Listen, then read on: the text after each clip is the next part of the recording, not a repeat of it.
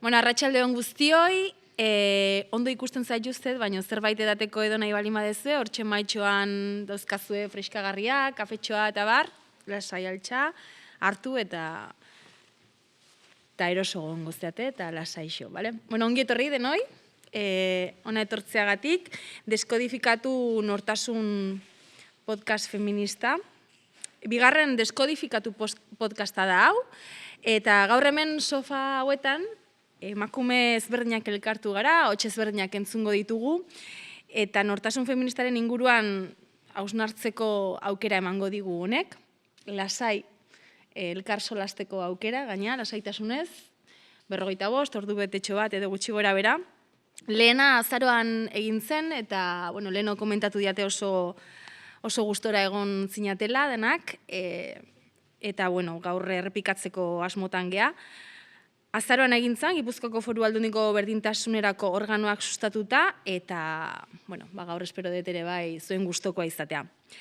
Hemendik 3 egunetara dakizuen bezala, martxoak 8an emakume nazioarteko eguna izango da, eta gaur guk fokua feminismoan, feminista izatean jarriko dugu, dakizuen bezala. Feminismoaren inguruan dauden ikuspegiak azaldu nahi ditugu, eta guktako bakoitzak horren inguruan daukan guztia esateko gaur hemen azaltzeko aukera paregabea izango da, emakume modura nola bizi dugun partekatuko dugu elkarrekin. Eta, gai ezberdinak aterako ditugu, baina lehen da bizi protagonistak aurkeztu nahi dizkizuet. Hementxe nere aldamenean, Eider Mendoza, Gipuzkoako diputatu nagusia, ongi etorri, Eider, txalobero bat, beretzat, mesedez. Ondo? Primeran. Guztua? Ondo ingurauta. Ondo inguratuta, ez da?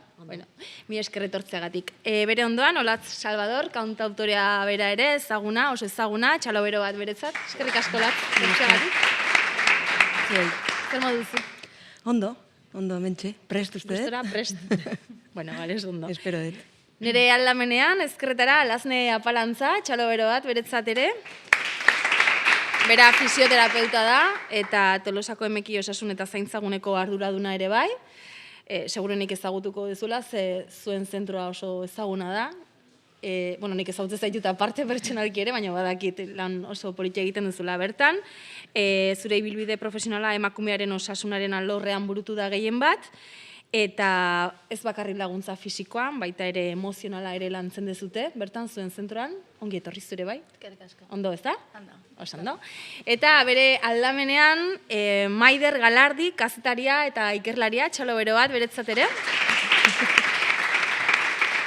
Euskal Herriko Unibertsitateko Soziologiako gradua eta ikasketa feministen eta generokoen masterra egin ditu. Hitz potoloak dira, Maider, zer modu zaude? Ondo, deskantzatuta eta indarrak hartzen larumaterako. Oso ondo. Nik uste dut hasiko gehala, nik jungo naiz pixka bat galderatxoak egiten, gaiak planteatzen, eta lasai-lasai, berriketan hasiko gera. Feminista izatearen inguruan hitz egin nahiko nuke zuekin. Ni feminista naiz, hori da Emakundek Aldundiak Eudelekin batera aurte martxoak 8 kaleratu duen kanpaina. Zuentzat, potoloa da, galdera, zuentzat zer da feminista izatea? Badakit, oso konplexua dela galdera, naiz eta laburra izan. Eider, hasi nahi duzu? Oso sinpleki agian erantzungo denik, hain potoloa izan da, berdintasunaren alderrikapenarekin bat egitea eta hori mahai gainean jartzea, esango nuke dela, niretzat kasu honetan. Oso ondo. Olatz, zuk nola definituko zenuke? Niretzako definizio laburra edo hori izan daiteke, eta gero egon daitezke xetasun pila bat hori praktikara eramateko ere, ze azkenean gaur egun badirudi deno gehala feministak, eta denok baldin bagea ez da inorrez. Orduan, ez dakit, uste ja asumitu dugula feminismoa ondo dagola, ze duela urte batzuk agian demonizatuta zegoen mugimendu bat zan, eta orain uste berdefinitzen jarraitu behar degula eta praktikan jartzen. Baina askoz gehiago ez dakit oso ondo esaten, egia esan. Eske, niretzo jarrera komplikatua da, Alazne? Zuk ze esango zenuke? Bazakit nik igual agurtuko nuke bizitzeko modu bat, ez, baita ere. Modu hontez bada nola in behar dugu, ez? Itxen egian eta in behar dugun bideoi, orduan oinarri iruditzen zait. Bizitzeko modu bat ez Bai. dela. Maider? Niretzako da arrotasun bat. Ze egia da, Olatzek esan duen bezala, geroz eta politikoki zuzenagoa dela, baina geroz eta kontraeraso oldarkorragoa ere badago gure kontra eta berdintasun printzipioen kontra, beraz, arrotasun bat da, eta horrela aldarrikatu nahi dut. Bada ere praktika bat, ez da etiketa bat, da egunerokoan ekitea, eta da eskubideen aldeko apostu bat, eta apostu bat persona guztiek bizitzeko aukera berdinak dituztela aldarrikatzeko apostu bat, eta horregatik, nire kasuan, feminismoa derrigorrez badauka ere ikuspegi antiarrazista, badauka klase ikuspegia, eta badauka beste borroka batzuekin ere aliantzak egiteko almena. Zuek feministak zeate, baina eukidezue evoluzioren bat feminista bezala? Evoluzio pertsonala diot. Eider.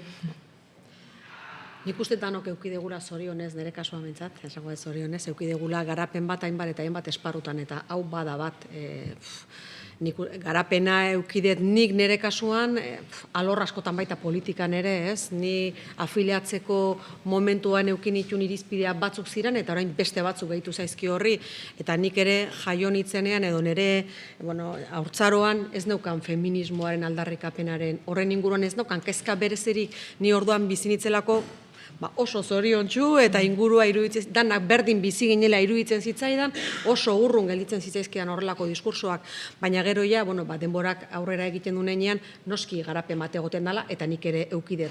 Eta niretzako garai batean, eta 50 urte dauzket, nizu baino zarragoa naiz, baina garai batean, normaltzat ikusten ziren gauzak, eta nik ere normalizatu nituen bezala, denborarekin esan nun, ez. Eta hor, muga jartzen dituzu ez, eta noski nik ere horretan garapen bat eukidet, personala, profesionala eukidudan bezala, eta evoluzioa ikusi dut oso azkar. Askotan, aipatzen dut, nik guk alaba daukagu, 23 urtekoa, eta txikienak 13 urte dauzka, eta 10 urteren bueltan ere gauzak zorionez asko aldatu dira, naiz eta oraindik, asko daukagun egiteko. Baina, garapena nik eukidet, feminismoaren ikuspegitik, eta leno alde batera uzten dituen gauzak gaur egun ez ditut aldera batera. Uzten inundik inora eta marragorriak jartzen ditut, bai. Olatz, zuk zure kasuan? Nik ikasi nuen feminismoa zertzen txikitatik, nire gurasoek azalduta, eta gero usteet garapen bat eukidetela bai formakuntzaletik bai praktikaldetik, eta usteet etengabea izango dela, eta zenbat eta gehiago ikasi eta evoluzionatu, usteet bizirik jarraituko dula ere bai mugimenduak, eta bai nik feminista bezala. Eta ez dakit, nola evoluzionatu duten feminista bezala. Esango nuke, oraintxe bertan zaintzari ematen diote balio handia, zentzu zabalenean, eta bai dela nire aldarrikapen potoloetako bat. Azkenean uste dut esparru guztitan eta transversalitate guztiekin praktikan jartzeko zehose izan marko lukela. Arazle, zuk evoluziorik izan dezu zure bizitza feministan? Totala, ez? Ni herri txiki euskaldun baten azia eta ezia izan naiz, baserri hiruan, emakumek lan asko induen, baino itzalian ondian kontestu batian ez, eta Aiderrek esan duen bezala oso errotuta eta normalizatuta praktika, jarrera, hitz egiteko modu eta etiketa asko ez, orduan, hortik ateatze hortan eta esango nuke gehien bat egunerokoan ez, nik emakumeen osasunan lan aitet, emakumeak zaintzen saiatzen naiz, eta askotan esatetez, ni ematen saiatzen naiz, baina asko ikasi dut identifikatzen, marragorri horiek Eiderrek baita ere aipatu duna ez, zer dan zuzena, oze esan zitzaigun zuzena zala, baino ohartzea ez dela, orduan, zaintzan, pentsatzet esparru ezberdinetan aipatuko duela gero ere bai zaintza, baina ni gehien bat amatasunean eta gero profesionalki emakumeekin esparru hortan egotian, asko. Eta baita ere, eraldatzaile izan alizatean, nik seme alabak ditut, behaiek igual, olatz ez dela, eta nik jaso ez nuen bestela beste heziketa bat, eta beste informazio bat, eta beste hizkuntza bat jaso dezaten, hasieratik. Bai. Maiderzu.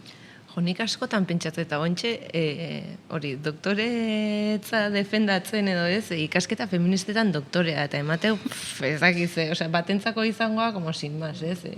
Balimazea soziologian doktorea zerbait potologoa izangoa, baina feminismoan doktorea, bigarren mailako zerbait, eta alderantziz pentsatzet ere, nola iritsi gea aldarrikapen sozial bat horrela profesionalizatzea ere, ez?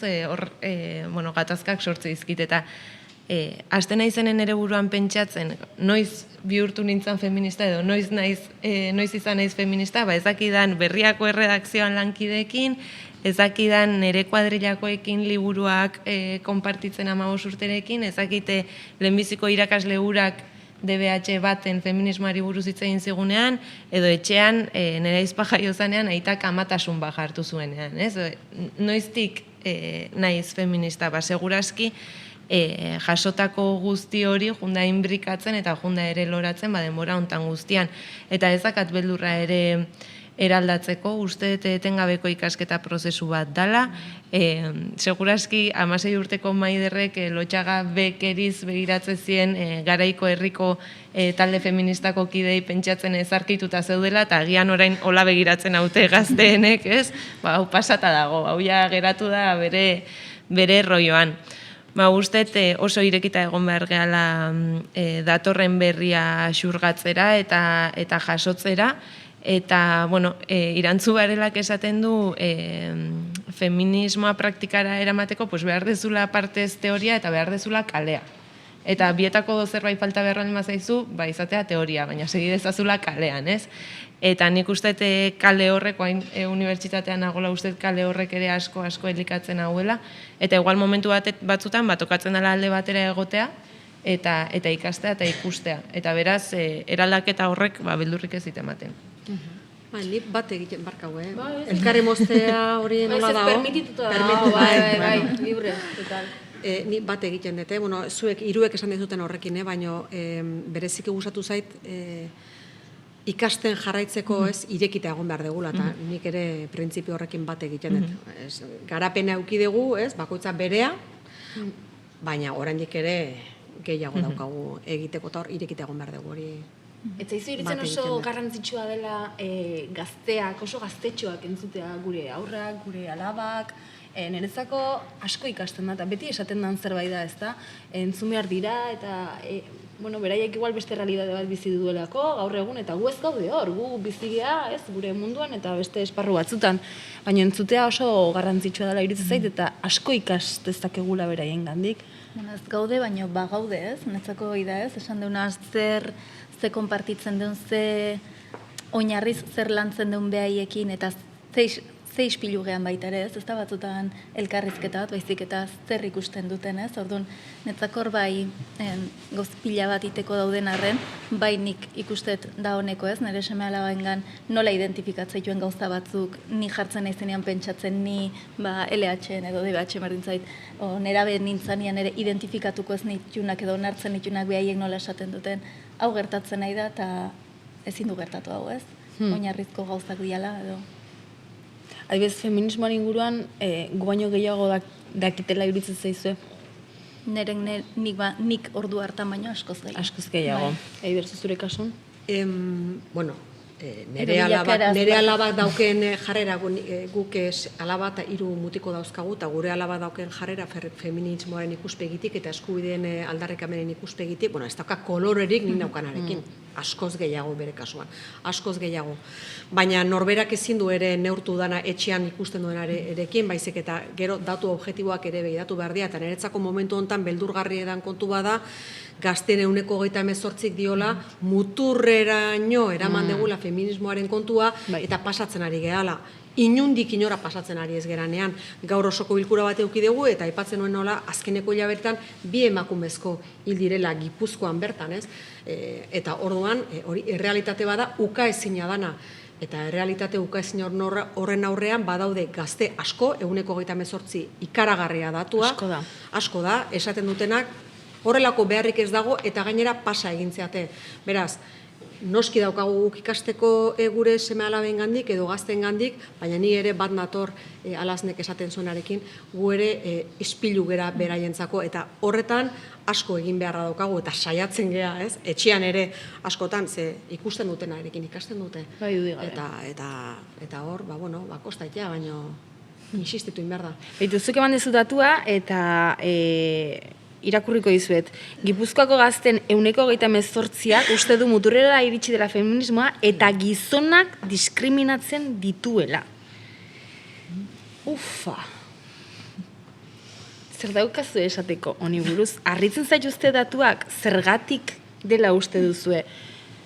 Nire kasuan ez nau harritzen, zoritxarrez, eta nik lan egin dut instituto askotan, Euskal Autonomia Erkidegoan eta Nafarroan, eta bertan hitzaldiak eta, tailer musikatuak eta eman izan ditut, eta bertan bai nabaritu dudala hau, eta benetan bortizki ikusi dut nola gazte asko diren antifeministak eta aldarrekatzen duten hau, ez? Eta iruditzen zait agian, guk ezin nahian edo borondate honekin, baina ez dugula ondo asmatu jende horrengana iristen, eta hartu dutela derrigortasun batetik edo hori beraien eskubide, gizonezkoen kasuan beraien eskubide urraketa bat bezala, eta bai iruditzen zait arriskutsua. Gero badago beste fenomeno bat sare sozialekin lotuare, nun diskurso askok irabazi duten jende asko, eta bizkat bihurtu diren korronte politikoki ez zuzen eta beste etiketa batzuen ezkutuan, baina diskurso oso matxistak garatzen ari dira hortik ere, eta hor ja berandu goaz, nire ustez. Zer daukazu esateko, zuek? Esplikazioa erresa dela zenbaki horrena. Resulta, bazegola desberdinkeria. eta gizonezkoek askoz privilegio gehiago zituztela. Eta orduan, gu eskubideak lortzen ari gera momentuan, estatus quo hori zalantzan ikusten dutela, eta privilegio horiek, privilegio horiek gu eskubide deitzen ditugunak. Gu lortzen ari geran eskubide deitzen dituguna, baina haiek privilegiotza dutena, eta beraz, desoreko aurtan, botere posizio batean egon al ez direla, ezin gera egon asmakeriazko berdintasun egoera bati buruz hitz egiten ere ez da orain, ez gaude, baina hortan, beraien burua ikusten dute toki privilegiatu hortatik kanpo. Horrek demostratz, eta hortaz, badago erreakzio antifeminista bat. Baina preseski erreakzio horrek demostratzen du desberdinkeria bazegoela. Orduan, zein da ondorioa? Feministok arrazoia genekala esaten genunean ez duela eskubideak berdin banatuta. Nei, eske dena irutzeit pixkat, ez dakit, nahi parra gure amateit. Benetan esate izuet. Eske, nik datua irakurri detenen nahi harritu nau, eta zuk adibidez haulaz esan dezu, zuk ikusi dezula, eta ez zaitula harritu. Nei harritu nau, Eider. Nei asko harritu nau datu horrek. Ikaragarri harritu nindun, eta gainera datu unibertsiadeak egindako inkesta baten oinarrituta dago, oinarri serioa dauke, baina egia da ikusi besterik ez dagoela. Ez dago oso, Estatu Batuetan ere gertatu dena Trumpek irabazi dituenen hauteskundeak oraingo honetan eta aurrekoan ere, nik pentsatzen nuen nire ikuspegitik hemengoa izan da eta bar, niretzako lehenengo aldiz presidente izendatu zutenean, inundik inora, enuen imaginatu ere egiten, bere diskursoa zeukan gizonezko batek irabazi zitzakenik hauteskunde batzuk, ez? Esandakoak eta gero. Bere ideologia aparte, baina nik emakume batekin nahi dudana egin dezaket, eta egingo dut, eta hori baino gauza gogorragoak esan, eta hala eta guztiz ere hauteskundeak irabazi egin zituen. Orduan, desberdinkeria dago oso errotua han eta hemen berdin. Eta sare sozialetan hori oso nabarmena da, ez? Eta guk ere lanketa bat burutu dugu Aldundian eta aigea egiten, ez? Sare soziala daukaten inpaktuan eta ikusten dezunean, eta hor etxeko adibidea ipintzen dut ere, ez? Gu telebista ikusten genuen, gure alabak telebista ikusten zuen, gure txikinak ez du telebista piztu ere egiten. ez du pizten beste konsumo batzuk ditu, ez? Eta beste konsumo batzuk dira, YouTube, dira sare sozialak, eta hortik informatzen dira, eta jasotzen duten informazioa da, baina bueno, ikaragarria batzutan, ikaragarria. Eta orduan, egia da, eskoletan lanketa handia egiten dela, egia da, diskursoak daudela askoz ere zabalduagoak, eta horren inguruan aldarrikapenak egiten diala, baina hain dago errotua, Maiderrak esaten duen bezala, hain dago errotua, eta asko kostatzen da, eta ez dutela nahi, batzu gainea. Zuk esan dezun bezala, ez dutela nahi. Eta hala ere, nik bai kontrapartea edo txamponaren beste aldea ere erakutsi nahiko nuke, nik klasean dazkat feminista, transfeministak, antiarrazistak, LGTB kolektiboko kideak daudenak hor tope borrokan, lehen esaten una ikastearen kontu hori nik askotan esaten diet, pixka provokatzen diet, ja unibertsitateko ikaslea dira, eta pixkat hola esaten diet, ez sinestu nik esateten guztia, ez? Zuek ere ukiko ez zuek zerbait esateko, eta karo daukatela esateko, eta karo bueltan etortzen zaitela, eta derrepente korronte berri batekin iristen zaizkit, edo aldarrikapenak egiteko beste era batekin etortzen zaizkit. Karo, tokatu zait, orain kontraboterea izatetik autoritatea naiz, ez? Hau berria da niretzako. Eta bueno, hor ikustea indar bat ere badagola, nik uste importantea dela ere gazteetaz hitz egiten degunean, dauden arrisku guztiak mahai gainean jartzea, baina dagoen ilusioa ere mahai gainean jartzea ere importantea dela. Uste ere gazteen aldeko begirada baikor hori ere jartzea importantea dela. Oso positiboa zea Maiderzu. Neko 62 hoi behiture bai ez? Buelta eman da zenbakire neko 62 hoi indartxu eta hildortatik jarraitzeak indezak ez? Aldatzea, utxi behar dio horri. Eta gauzak ere aldatu egin diala urte askotan, ez? Nik ikusten dute seme-alabak ertetzeko adinean daude, eta ni ertetzen itzanen, gazten itzala, kalea, jota fuego esan nahi de parrandan. Orduan gertatzen ziren gauzak, eta bueno, normaltzat hartzen genituenak edo, ez? Gaur egun inundik inora, ez dira, gertatzen baldin badira, sekulako erantzuna dauka publikoa, ez? Eta garai hartan ez, orduan, zorionez ikusten duzu aldaketa haundie gertatu dela. Baino, gero, batzuk oldartu egiten dira horren aurrean. Seguruenik entzun dezutela noizbait, ni ez naiz feminista, baina berdintasunean sinisten dut. Ez? Esaldi hori, askotan entzun izan dugu. Ze iritzi daukazue honen inguru nolatz? Bakoitza pentsa dezala eta esan dezala nahi duna askatasun osoz, baina iritzia eman dezakegu, eta libre gea, eta segurtasun osoz esan dezakegu, sofa ontatik pentsatzen dugu, nosake lasai. Bai, nik zorionez azken urteetan ja ez eta inbeste entzun, egia da, duela urte gehiago oso entzuna zela nire inguruan behintzat, eta azkenean pedagogiarekin erantzuten da ez, feminismoaren definizio erakurri besterik ezakazu, eta zu zeu konturatu zaitezke terminologian ari zinean hasten, eta listo. Kontra esan badala. Bai, eta hori ezakit igual ez dute euki nire kasuan bezala zorte hau norbaitek azaldu diola zer da feminismoa, nik ustet oso era simple batean aldiozula norbaiti azaldu, eta gero resistentzia baldin baduen horrek ikusiko du zegatik diren, baina printzipioz. Entzuten dezunen, adibidez, sartzezea, nahi zaina seitxun ateratzen zait, adibidez. Orduan ni, holakoa naizelako, seitxun sartzen naiz, eta hasten naiz beste pertsona konbentzitzen edo konbentzitu nahian, eta luego parezko una loca del coño, baina, berdin zait. Ezin dut isilik gehiatu. Zuk ze jarrera hartzen duzu? Ikasi duzu, mingaina ikuskiten, edo berdin zeizu, betzia sartzen? Testu inguruaren arabera. Nik uste dut, zuretzat garrantzitsua da pertsona hori, oso erresaldi duzula. Ni berdin zait, ezinek esateune, berdin zait. Baina, batzutan, ez dakit, nik energia neurtu barri izaten dut, ez daukadalako soberan, eta orduan, aukeratzen ditut nire bataiak, ez, orduan. Osondo. Orduan, ez dakit, eski gaur egun ez naiz, ez da saldatzen, iaia pentsatzen 2025, hau ez bazu ikasi, bazu dakazu arazoa, ez dakit nola esan, baina, arrazoi guztia daukaztu, baina, nahi kostaite zait. Eiderzuk askotan entzun duzu esaldi hau? Aspaldian ez detentzun. Aspaldian ez. Ez detentzun eta zorionez. Ondo inguratuta zaude orduan. Bueno, ez du hori esan nahi inundik inoa, eta bueno, baina ze ez dut bakarrik entzuten ere ingurukoek esaten dutena, nik ere irratia entzuten ez, eta telebista ikusten dut. Bueno, bai, hori egia da. Ingurua oso zabala daukagula. Bueno, orduan ondo aukeratzen dezu. Baina edonola ere hori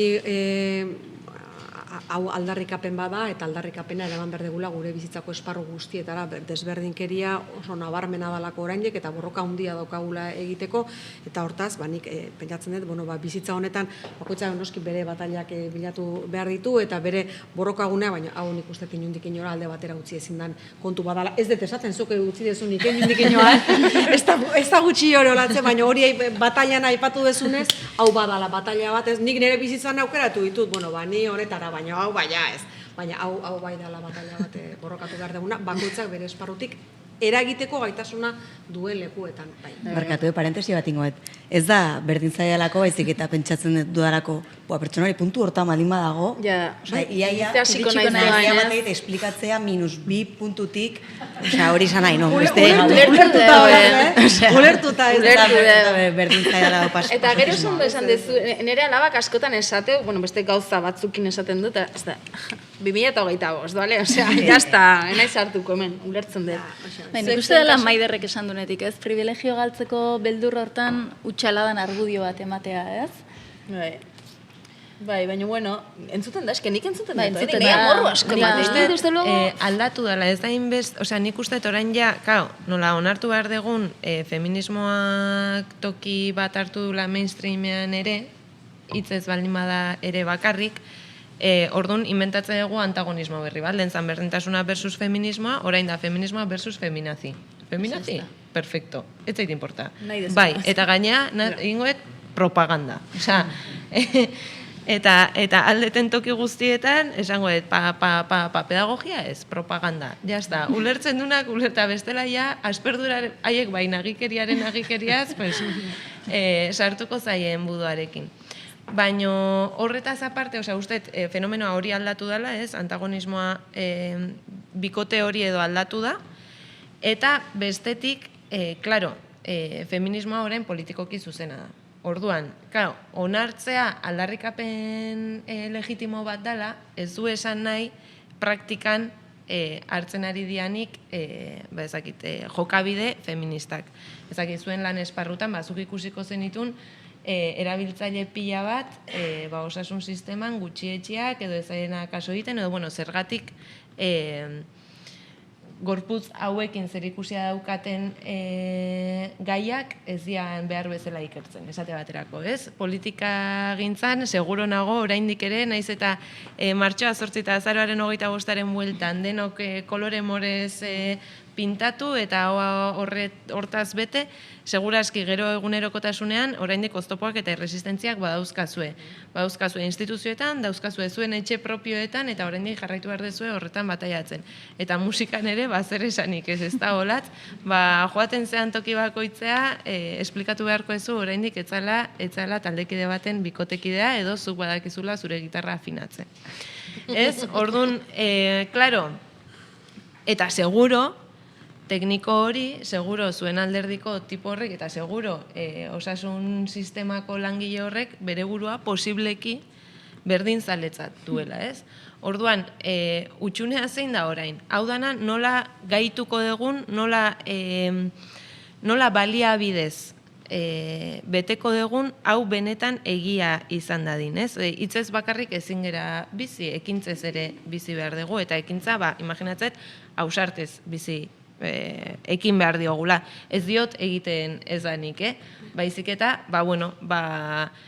ezakit okurritze zait, alderdi bateko buruzagitzan, baldin badaude launez, imaginatzea eta hau gaur egun ezala gertatzen, baina, baldin badaude lau emakume eta 8 gizon, eta erabakitza baldin bada, zuzendaritza hori parekidea izan behar dula, ez da lau emakume gehiago egon behar diala eta hortaz 16 personako zuzendaritza bat egon behar dula. Baizik eta lau gizonek utzi behar dutela toki hori parekidea izateko, ez?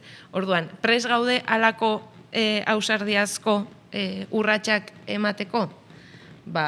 Nik hor ikuste dut oraingo erronka nagusia. Dauzkagu hainbeste erronka ez daukagu Bai. emakume lehendakaririk ez dugu izan, Jo, zuek esate zuek gazteago zatea, baina kontatuko banizkizueken, nahi gertatutakoak esaren dezu olatze, seguro ez diotea galdetzena afinatzen duen, nahi hasi nintzenen herrigintzan legebiltzarkide 26 urtekin inork ez zuen pentsatzen ni legebiltzarkea genitzenik, eta gehitzen badiozu emakume izateari, gaztea izatea, ile horia izatea, eta txikia izatea, ez daukazu abiliziarik batere, ez? Orduan, gauzak zorionez asko aldatu dira, baina inork ez zaitu serio hartzen, edo etzintuen serio hartzen garai hartan, orain gauzak aldatu dira, baina oraindik ere esparru pila bat daukagu. Guke inkesta bat ezagutu genuen duela gutxi, hau Europa mailan egiten diren inkestak dira emakumeak boterean eta emakumeak hainbat esparrudan, ez? Eta hor ikusten zen, botere guneetan eta emakumeen presentzia gero eta handiagoa zala, ez ginela berdintasunera iritsi inondik inora eta ez gera iritsi, baina beste esparru batzuetan oraindik ere bazegoela tarte oso handia. Eta bat ekonomikoa. Enpresa munduan eta bar hor ikusten da oraindik ere ibilbidea oso luzea daukagula egiteko, edo gizarte alorrean ere hor ere oraindik gauza asko daukagu. Daukegu lana galtza bete lan, eta bai, eta politikan, esatizut, leku batzuetara ez gera iritsi, ez? Eta leku batzuetara iritsi gera lehen aldiz eta gezurra dirudi, ez? Diputatu nagusi bat emakumezkoa, ez dugu euki orain arte, eta nik beti esaten dut, ez? Ni izatea da zirkunstantziala, baino emakumerik ez egotera orain arte, hori bai da benetan deigarria, harrigarria eta desberdinkeriaren adibide. Bai. Zaintzari helduko diogu, bale? Olatz lehen oztuka aipatu duzu, esan diazu bereziki horrekin zabiltzala, erabat, askotan maiz agertu da feminismoaren ikuspegitik zaintzaren kontua, ze garrantzia aitortzen diozu zuek zaintzari, Olatz zure kasun? Hombre, totala, ez? Bueno, ez dakit, ondo nola heldu gai honi zen, ibili naiz, bai pertsonalki, bai profesionalki, zainitzarekin nola bueltaka, eta orduan, daukat informazio saturazioa horren bueltan, ez? Zure kasua kontatu nahi balin badezu. Zer, zaintzaren inguruan? Bai.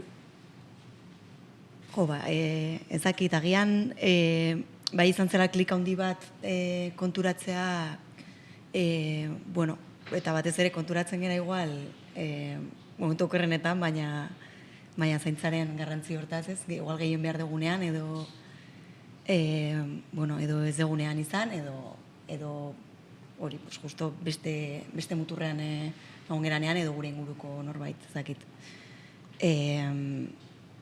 Zakit, igual galdera zehatzagoren bat imarko diaz, Bueno, zuk esan dezu leheno garrantzia ematen diozula, zaintzari, zuk pentsatzen dut orain gertutik bizi dezulako, eta konturatu zarelako, hor, feminismoaren inguruan borroka partikularra egiten naizelako, eta ikusten duzulako gabezi asko daudela, borroka asko dagoela egiteko, badalako importantea ere bai, ez? Bai, ezakit, agerikoena da igual zaintzalan guztiak, edo gehienak edo egon direla emakume bideratuta, doako lanak eta izan direla historikoki orain batzuk doakoak ez, baina prekarioak direla, eta ez dira bat ere aitortuta egon, eta ikus ezinak izan dira hori uste izan dela orain arteko bilakaera, eta horri eman barzaiola buelta handi bat, eta batez ere, etorkizunera begira beharra handia izango dugulako honena, eta azkenean, igual kapitalismoaren indarroni hortik eman barzaiola buelta, iruditzen zait, dela, esaten da feminismotik ere hori dela bide bakarra, nik hortan sinisten dut. Zaintzaren parte ere bada autozaintza? Bai, noski, ezinbestekoa. Ere bai, ezinbestekoa. Zaintzen gara, emakumeok nola zaintzen gara? Meloia handi bada zaintzaren kontua, baina, guazen pixka bat ikutzea, zen ikuste garrantzitsua dela, honi buruz hitz egitea, zuk esan dezun bezala, gehien bat emakume hon esku dagolako, eta hor badaude gabezia pila bat, hitz egin behar da honen inguruan, eta igual bada puntu bat, edo abia puntu bat hemen hitz egiten hastea honi buruz, jende asko konturatzeko arazo handi bat dagoela horrekin. Bai, eske. Eta gehiago dijo, ala, esan nahi dut, konturatu gaitezke gure inguruan, zenbat jende heldu dagoen, nork zaintzen ditun gure helduak, nork zaintzen ditun gure umeak, eske, ez? Bai, eta hori oso agerikoa da, eta zoritxarrez oraindik ere. Eta bueno, pentsatzen dut, nahita nahi ez, datorrenarekin, buelta bat eman beharko zaiola. Bueno, egia esan, aria galdu dut guztiz, osea, que nahi behaz. Guazen laguntzea olatzen. Zerbait esatea ondoan eta guztiz azte zait. Zaintza, adibideat ipintzeagatik, ez? Nik esate izuet, adineko, ni emakume zaindu naute, etxean. Eta niri zaintzea gustatu egiten zait. Gustatzen zaidan zerbait da. Berez, gehiegi zaintzeko tendentzia dauket. Ari bilatzeagatik berriz, Eta niri gustatu zait nire seme-alabak zaintzea, gustatzen zait nire gurasok, aizpa, anaie, kuadrilakok, ardura hori eukitzea gustatzen zait. Baina iristena momentu bat, konturatzen zehala, etxean etxeko antolakuntzan eta zaintza etxetik kanpo ere badago, Baina, bueno, hemen gaudenez, esatezu, zati zaintzen dut ni bakarrik. Zergatik beste batek ez du zaintzen, edo zergatik nik pentsatzen dut hau nire ardura bakarri dela eta beste batena, ez? Eta hor iristena momentuan muga jarri beharra daukezun, zatik ito ikentzea, ezin dezu, ez daukazu gaitasunik dana zeuke egiteko, Eta hori ere gertatzen da bestelako esparruan ere. Emakumeok eman dugu saltoa esparru publikora, gizonezkoek ez dute neurri berean esparru publikora salto eman, eta orduan dago desoreka bat oso handie. Eta etxean emakumeok zaindu degun bezala, zaintza alorreko lan guztiak emakumeari lotuta daude, eta hori realidade bada. Eta penalizatzeu penalizatzeu saltoi emateak, zaintzan pauso bat atzera emateak edo pause bat iteak ere bai, badirudi, bai gehien bat profesionalki aurrera ikean eta zerbaitetan, etxeko zaintzan izan seme-alabak, izan bikotekidek edo gurasoak ez egotea ordura arte bezalako 100% penalizatzen dula emakume bat, Bai penalizatzen du. Noski penalizatzen du. Azkenean, ibilbidean geldiune bat egiten dezulako. Kontua da, penalizatu behar ditula bai emakumea eta bai gizonezkoa berdin. Baita esan nahi zuk geldialdi hori ez egin edo geldialdi hori arren jarraipen bat emateak sozialki oraindik penalizatzen du emakume horrek ibilbide hori egin izanak, ia gehienetan gizonezko batek ikendunean penalizatzen ez duen bezala. Gaina eski penalizatzen du zure ibilbide profesionalean erabaki dezulako gelditzea, eta erabakitzen baldin badezu ez gelditzea, hori ere izan daitekeela zure aukera, ez? Gaizki ikusia dago, epaitua sentitzen zara, ez gelditzeagatik, zeia suposatzen da zure ardura dala, zuk imardezula, zenbat familia daude, 3-4 seme-alabekin, alaba bakarra, lau mutil, adibidez, eta emakume arduratzen da helduen zaintzaz, bere etxekoen zaintzaz, esan nahi dut, zuk esan dezure bai ez, ardura gure gain hartzen dugu, klaro, bueno, eske, ze gertatzea, guk markatu behar ditugu lineak, inorrek ez dugu esaten, lasai, nik ere egingo dut. Baina hemen badaolako, hemen badaolako supuesto bat, eta ez nik esaten, besteak beste Marcela Lagardek esaten du, baina emakume guztiak eta ikuspegi esentzialista batetik, claro, zera bat biologizista da hau esatea, baina emakume guztiak maitaleak eta amak izateko programatuta egongo ginakenaren ustea dago edo imaginarioa dago. Gero izan edo ez. Baina zu maitasunezko izaki bat zera eta orduan derrigorrez zaindu dezakezu eta gainera zaintze horri ezaio lan, orain zaintza lanak esate dugu, baina lehentzan zaintzea eta maitatzea, ez? Lo que pasa que maitasun horren azpian zer dago, ez? Badaude lan pila bat aitortuak ez direnak. Orain ni galdetzen dut. Eta ez badezu zaindu nahi? Ez? Nire azuk lehen esaten zenuma. Ni nahi bat nire bizitza profesionalarekin jarraitu, baina eske ez hori bakarrik. Ni ezakit, gaizki eramate baldin naiz, hipotetikoki alkoholikoa izan da nire aitarekin, nik zaindu behar dut. Eske, uste hor badaudela gai batzuk, tokatuko zaizkigunak lantzea, momenturen batean edo bestean, ea zaintza denbora guztian nahi gaitza egiten, Euskal Autonomia Erkidegoan eta Euskal Herrian, ala estatuan ere badaukagu zaintzaren ikuspegi familiarista bat, ez? Orduan, etxeetan antolatu gera zaintzeko hauta beste. Orain ari gera zaintza publikoa nola egin, eta hor dago erronka demografikoa handia, instituzioetatik hau nola egingo dugun, pribatuari emango zaio publikoari bezain besteko garrantzia, komunitarioa hor dago, erabat publikoa izango da, hor dago kriston lioa burua noain zaintzaren rolloarekin. Nik uste feminismoak atera dula zaintzaren gaia eta orain ari gea berkokatzen, besteak beste pandemia ere etorri dalako, eta horrek eragin dulako. Baina hitz egin beharko dugu zaintzaren derrigortasunaz ere momenturen batean. Eta baldin eta eten nahi baldin baituzu zaintza lan horiek, demagun ni oso ondo eramaten naizela nire amarekin edo nire amonarekin, baina jarraitu nahi lanean, ze gertatzen da, zaintza kate hori mugitzen dela, gizarte estamentuetan gure azpitik edo privilegio gutxiago dazkaten horietara. Kasu honetan, asko Hego Ameriketatik etorritako emakumeak, ez? Emakume horiek nun bizi dira esate baterako, emakume horiek ze baldintza dituzte, ez? Zaintza lanen prekarizazioaren katea ere nolabait migratzen ari da. Eta orduan, guk orain arte lan horiek asumitu behar izan ditugunok amaitalearen edo ama eta maitalearen kategoria horren azpian, baina beste privilegio batzuk ditugulako kontratatu albaldin badegu egoilar bat, igual hau guztia ere buruan eduki behar dugu, ez?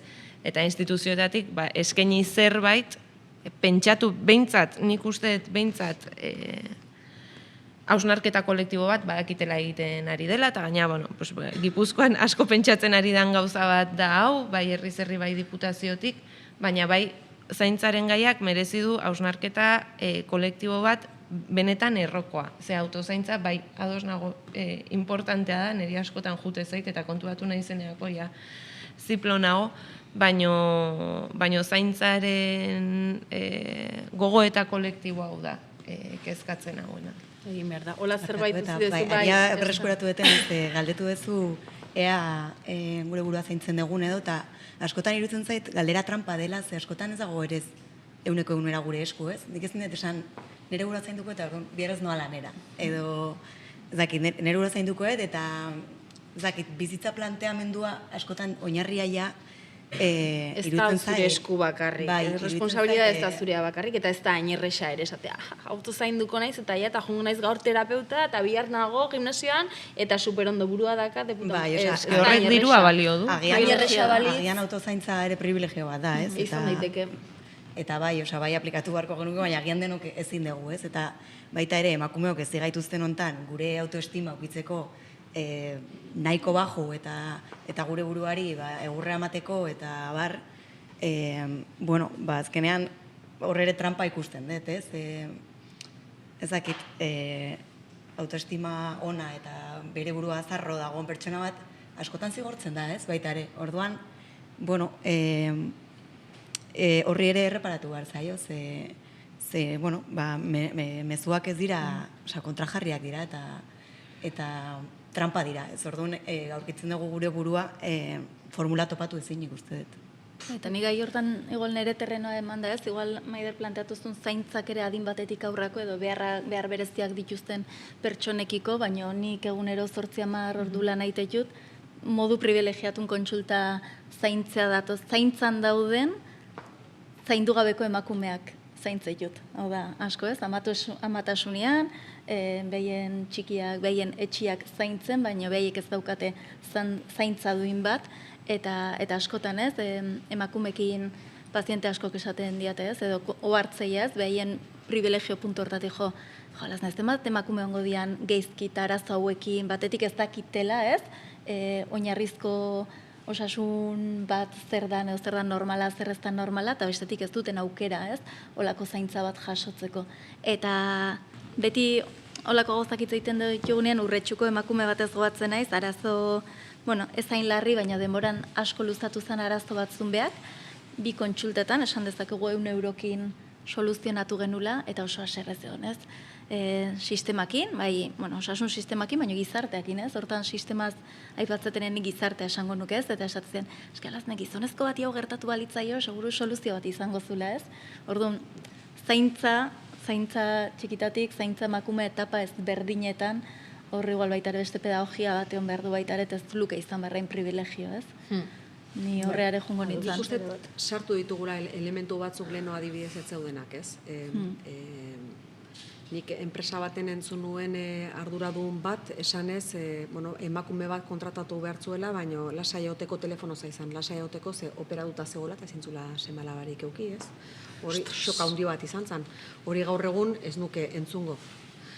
Orduan, hor egon da, bat, eta euki ditugu beste evoluzio batzu positiboak ere, ez? Amatasun baja, aitatasun baja parekatzeak horrek ere asko orekatu ditu ere gauzak. Ze garai baten aitatasun baja bat hartzea gizonezko batentzako zen imposiblea. Barka baina, nik ez net hartu, nik ardura batzu dauzkat nire lantokian eta ez bali manaiz juten, enpresa itxingo da barka baina. Oporrak hartzen dituzunean, ez da zerrek gertatzen. Ez? Olako diskursoak askok eta askok zituzten. Orain daude behartuta aitatasun baja eukitzera, aidia gozatzen aita izateaz txikiarekin, eta aldi berean ere, enpresa baten aurrean, pareko dia, ze biek hartuko dute baja, ze askotan kaltetuak ziren emakumeak, momenturen baten ama izan daiteke, ala nahi balin badu, eta horrek, zaildu egiten zuen emakume bat kontratatzea. Naiz eta jakin eta aspaldiko datuak dira hauek, baja gehiago hartzen zuela garai hortan gizonezkoak, bestelako arazo batzuk eukitze zitulako.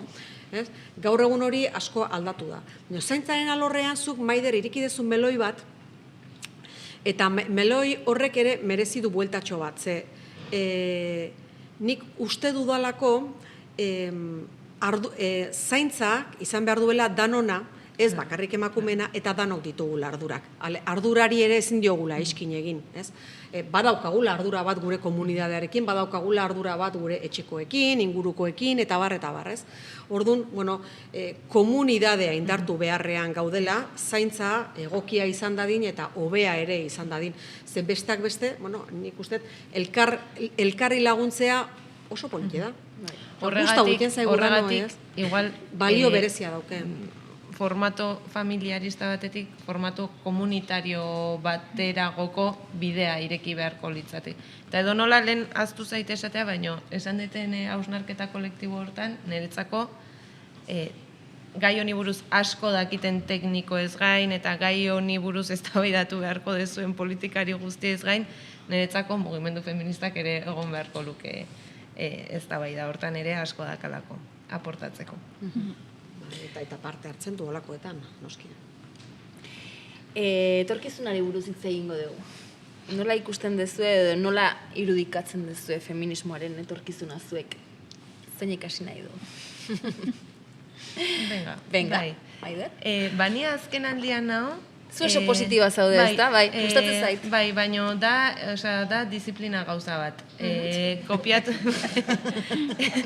Bestei disiplina falta. Bai, berriz ere, ni ikusten zue, ni naizela neretik asko ez, ni esperta naizela besteen gauzak ekartzen, ez? Eta Angela Davis azken aldin asko ari da hau azpimarratzen eta aldun toki guztietan esaten, eta gurean ere, Jule Goikoetxeak bere erara egiten dio ispilua, eta aldeten guztitan, esaten dut, biek esaten dutena, eta da, esperantza aldarrikatu behar degula, baina esperantza disiplina bezala.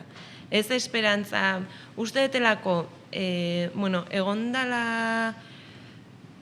pandemia tarteko ere hamarkada bat oso distopikoa edo marraztu ditugula distopiak etorkizun oso ilun batekin lotuta, eta honekin ez dut esan nahi, ez dutela, por supuesto, klima larrialdia existitzen da, ez nago en plan negazionista. Baina, bai uste dut, giro distopiko horrek bizta lausotu digula eta lainotu digula, eta orduan ez digula uzten, ez digula permititzen etorkizun desiragarri batzuk irudikatzea. Eta uste, esperantzak etorkizun desiragarri horiek irudikatzen laguntzen digula, eta baino hori ezin dela izan berdin feminista izatea hitzez esaten da bezala ez. Osea, izan behar da disiplinatua eta izan behar du antolatua. Eta orduan, esperantza hori izan behar da ere ez norbanakoaren gauza bat, baizik eta zerbait sensazio kolektibo bat eta sensazio horretatik abiatzen den praktika politiko bat. Eta ustet horrek eman aldigula indarra irudikatzeko forma berriak, ikusarazteko ahots berriak, toki berriak esploratzeko, eta guztiontzako desiragarria dan mundu hobe bat eraikitzeko. Nei zure hausnarketak asko gustatzen zaizkit, ez dakitzuk badezun formulari, ez dakit, jo kese, de repente igual planteatzen duzu zerbait interesgarria etorkizunean praktikan jarri ahal izateko, edo... Bueno, usteet 3 greba feministak izan diala mugarria, bai 2008-2019 eta iazko azaroan egin zan greba orokor feminista, bueno, usteet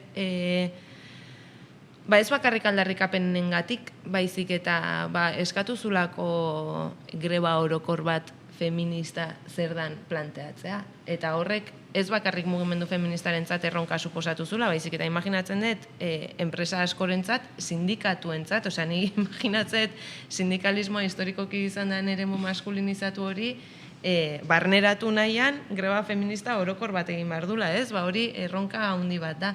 Eta orain behar dugu niretzako impulsoa, oso positiba nago, baina nireanik asko ez da baidatzen dut, eta mala hostia handia ere badakat, eta asko aserretzen naiz.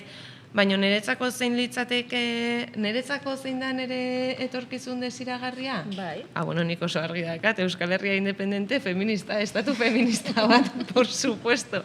Baina bide horretan, urratsa asko egin daitezke, halako helmuga handi bat jarri gabe, gauza asko aldatu ditzakeguna guretik hasita, etxetik hasita, exigituko diguna borrokatzea.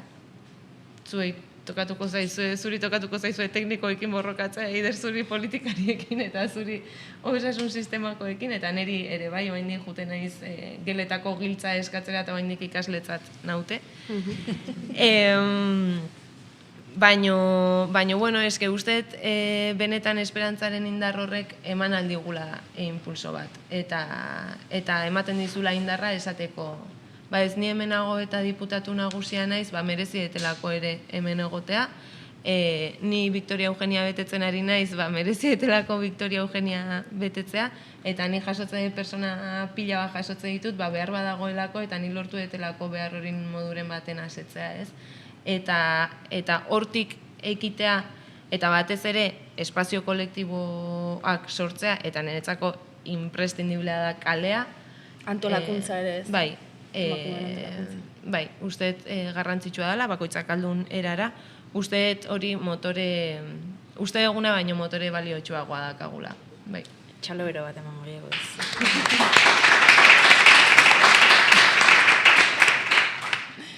Bueno, Ze esatez du, eta gero. Nik horri gehituko nioken gauza bakarra, da sinestea ez, bai esan dunez, ibilbide bate onda gauza asko iteko dago, iten jarraitu beharkoa, esan duzunez, modu ireki batean erabat aldatzen goazen gizartea dalako, hausnartuta baitare bide hortan gauza batzuk lortu ez badia zeatikan izan dian ez, edo nun falta izan zegoen zerbait joi, baina sinistu behar deula posible dela. Ez errez, seguraski, baina lortu dia eta lortu daitezkela falta egiten gauza horiek. Oso ondo, alazne. Platz?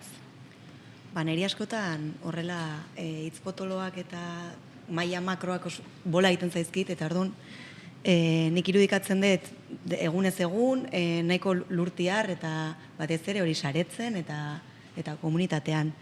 Eta hori bazkenean gauza txiki bakoitzarekin, hori sinistuta ezakit mundua, baina gauza txikiak behintzat aldatuko ditugula eta horrela aldatzen direla gauzak ere.